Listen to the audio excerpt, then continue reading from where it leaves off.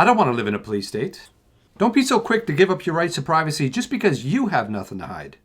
I recently posted a video about police pursuits, vehicle pursuits, and I listed some of the criteria that should be met when an officer decides to pursue the vehicle, or when that officer or dispatcher or supervisor decides to call the pursuit off.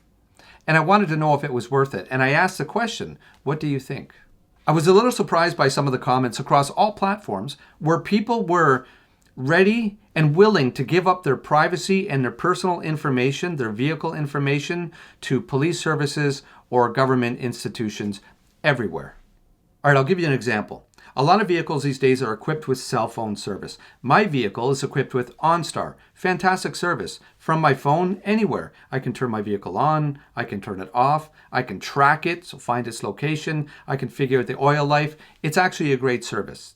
But when I signed up for that service, I didn't agree that all the vehicle owner information, so my personal information, would be stored, as well as the vehicle information, including fuel consumption, the location of the vehicle, where it's been, how fast it's going, how fast it's been driving, would be stored in a police database right across the country, so any police officer at any time could access that information without due process.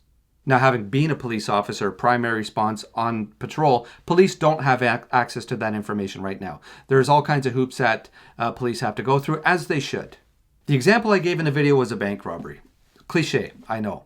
3 or 4 suspects rob a bank, they get into an awaiting vehicle, police arrive on scene, the vehicle takes off, the police are able to correctly determine that that is the suspect vehicle that's taken off from them, and all police need is any identifying marker on the vehicle whatsoever that they can go into their databases in their car, monitor the vehicle, where it's going, and if they want to, they can even shut it down, turn the vehicle off where it is. Now, even as these words leave my mouth, I have a feeling that that's where we're going. And we're not far off. I know that some vehicles are able to be tracked by their manufacturers.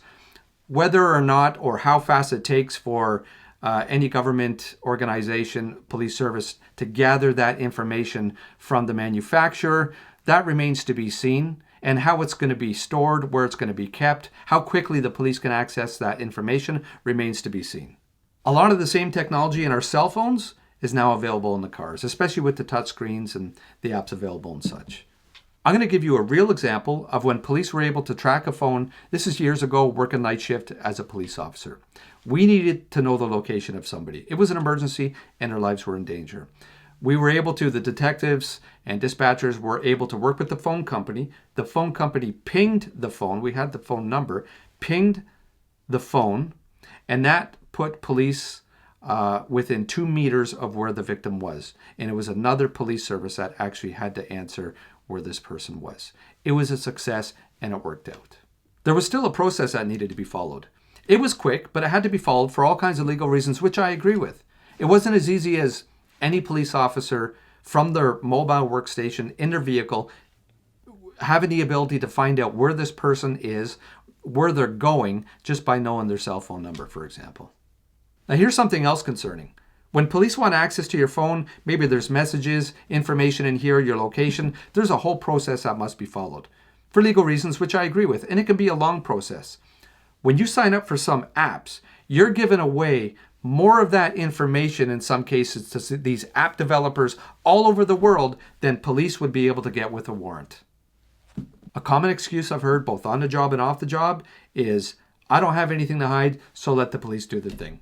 Look through your photo albums, have access to your cell phone, your home security cameras hooked up to some database that police can have access to anytime, or your vehicle.